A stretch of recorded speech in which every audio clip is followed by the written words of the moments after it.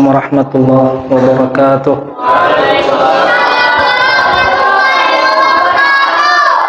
Alhamdulillahirabbil alamin wassalatu wassalamu ala asyrafil anbiya'i wal mursalin sayyidina wa nabiyyina Muhammadin wa ala alihi wa sahbihi ajma'in. Subhanaka la ilma lana illa ma 'allamtana innaka antal alimul hakim. Rabbi shrah li sadri wa yassir li amri wahlul 'uqdatam min lisani yafqahu qawli. Rabbi zidna ilma warzuqna fahma. Amin. Alhamdulillah wa syukurillah, kita panjatkan puji syukur kehadirat Allah Subhanahu wa taala yang mana kita telah diberikan usia, kesehatan dan kesempatan untuk bisa bertemu di bulan Ramadan tahun ini, dan pada malam hari ini kita sudah memasuki ibadah salat tarawih pada malam yang ke-14 insyaallah. Mudah-mudahan kita diberikan kesehatan, kelapangan sampai nanti Idul Fitri insyaallah tanpa kurang sesuatu apapun. Amin ya rabbal alamin. Saya ingin menyampaikan beberapa hal terkait dengan masalah fikih saum. Nah, dalam puasa kita harus melaksanakan ada dua buah rukun puasa. Yang pertama adalah niat. Semua ibadah itu pasti ada niat. Jadi niat ini selalu di awal. Kemudian niat adalah untuk membedakan yang mana puasa yang wajib atau puasa wajib itu sendiri terbagi kepada beberapa macam. Pertama puasa Ramadan, statusnya fardu atau wajib. Kemudian puasa qada Ramadan bagi orang yang musafir, sakit, atau perempuan yang haid ya, datang bulan di bulan Ramadan maka wajib mengqadha puasa Ramadan di bulan yang lain. Yang kedua. Yang ketiga puasa nazar. Kemudian yang keempat puasa kafarat. Maka wajib kita berniat. Nah, yang kedua, untuk membedakan antara puasa wajib dan puasa sunat maka harus diniatkan. Adapun masalah niat ini di dalam mazhab Imam Syafi'i rahimahullah, bahwa setiap malam hari di bulan Ramadan kita wajib meniatkan puasa antara tenggelamnya matahari sampai waktu maghrib atau menjelang waktu maghrib sampai waktu fajar atau waktu terbitnya fajar pada saat waktu salat subuh. Dan niat tidak mesti juga harus dilafalkan, karena secara bahasa niat itu adalah qasdu syai'in muqtarinan bi fi'lihi, bermaksud terhadap sesuatu sambil melaksanakan permulaan dari ibadah tersebut. Itu maksudnya daripada niat. Sebagaimana kita tadi sebelum masuk ke masjid ini kita berwudu, berpakaian, mengambil peci, berbaju, kemudian mengambil sarung dan sebagainya. Langkah kaki kita pertama setelah menutup pintu rumah adalah menuju masjid. Tentunya niat kita adalah untuk melaksanakan salat Isya dan salat tarawih secara berjamaah insyaallah. Tidak mungkin Bapak ditanya tadi mau kemana Pak? Mau beli takjil katanya. Sudah lewat waktu berbuka Pak. Ya. Jadi antara niat dengan pekerjaan itu nyambung, kontras. Jadi niat tidak usah menyebabkan kita menjadi waswis. Sholli, tidak usalli, itu hanya sunnah saja. Yang penting ada niat di dalam hati. Begitu juga puasa. Saat ini misalkan kita lupa berniat puasa, maka kita berniat puasa untuk 1 bulan. Ya. Di malam hari pertama bulan Ramadan, menurut mazhab Malikiyah atau Imam Malik bin Anas rahimahullah, beliau mengatakan puasa Ramadan itu adalah ibadah yang bersambung 1 bulan penuh Ramadan. Maka wajib diniatkan di awal bulan. Nawaitu sauma syahra ramadhani hadhihi sanati lillahi ta'ala. Sengaja aku berpuasa bulan Ramadan tahun ini penuh karena Allah. Ini untuk menjaring puasa kita di hari-hari yang lain. Jika seandainya kita kelupaan, maka kita sudah termasuk orang yang berniat.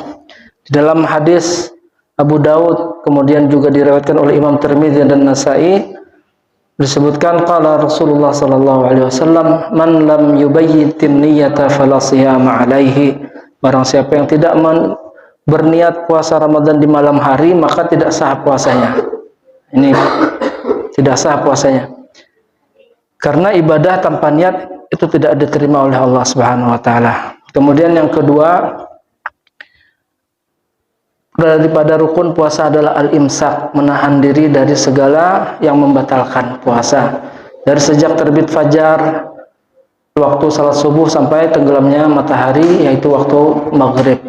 Tidak boleh melakukan hal-hal yang bisa membatalkan ibadah puasa. Adapun yang membatalkan puasa ada 6 macam. Pertama adalah makan dan minum dengan sengaja. Makan dan minum dengan sengaja. Artinya, kalau seseorang makan dan minum tanpa disengaja atau karena kelupaan, maka tidak menyebabkan puasanya batal. Silahkan dilanjutkan. Nah, suatu ketika terjadi di zaman Rasulullah SAW, ada sahabat yang namanya manusia, itu ketika kita lapar kita akan mencari makanan, ketika kita haus kita akan mencari minuman. Sudah menjadi hukum alam sudah. Maka sahabat tadi makan di siang hari bulan Ramadan. Setelah selesai makan, dia pun baru ingat bahwa dia sedang berpuasa. Kemudian ditanyakan hal tersebut kepada Rasulullah SAW. Nabi menjawab, silahkan puasamu dilanjutkan. Itu adalah bagian daripada rezeki yang Allah berikan. Cuman masalahnya jangan sampai pura-pura lupa. Nah, kalau pura-pura lupa batal puasa. Pura-pura lupa batal puasa. Yang pertama, makan dan minum secara sengaja. Kemudian yang kedua, memasukkan sesuatu. Nah, sesuatu ini umum ke dalam rongga tubuh manusia. Rongga telinga, rongga hidung. Siang hari ngupil, kebiasaan ngupil hidung. Kalau tidak ada kerjaan ngupil, itu bisa mengakibatkan puasa kita batal. Jadi hati-hati kalau lagi siang. Kemudian memasukkan sesuatu ke dalam rongga tadi termasuk ketika kita qadha hajat di siang hari. Habis salat subuh mau buang air besar misalkan. Habis itu mulas, perut sakit, jangan sampai dikorek-korek. Nah ini hati-hati, karena kita sedang melaksanakan puasa. Saya memakai bahasanya Ustaz Dasat Latif, beliau mengatakan gaspol, jangan kasih kendor. Nah ini itu rumusnya ketika buang hajat di siang hari bulan puasa. Kira-kira bisa dipaham sudah maksud saya ya. Jangan sampai kita iseng-iseng ngorek-ngorek, itu bisa batal puasanya. Karena memasukkan sesuatu ke dalam rongga tubuh yang terbuka, termasuk dubur ya. Nah, yang kemudian yang ketiga adalah muntah. Mulut dikorek-korek dengan tangan, entah gara-gara kembung perutnya kena mah dan sebagainya, kemudian supaya muntah disengaja, itu bisa membatalkan puasa. Adapun muntah yang tidak disengaja karena mual, karena masuk angin, pusing dan sebagainya, itu tidak menjadikan puasa kita batal, asal jangan disengaja. Yang ketiga. Kemudian yang keempat, al-istimna, melakukan onani bagi laki-laki atau masturbasi bagi perempuan, yaitu mengeluarkan secara paksa air mani di siang hari bulan puasa. Adapun kalau seseorang siang hari capean setelah bekerja, kemudian istirahat habis zuhur misalkan, setelah kerja bangunan setengah hari kerja, dia tidur, habis tidur mimpi basah, junub kan? Nah, itu tidak menjadikan puasanya batal karena tidak disengaja. Yang kelima adalah hal yang membatalkan puasa bagi perempuan, yaitu keluarnya darah haid. Keluarnya darah haid di siang hari bulan Ramadan.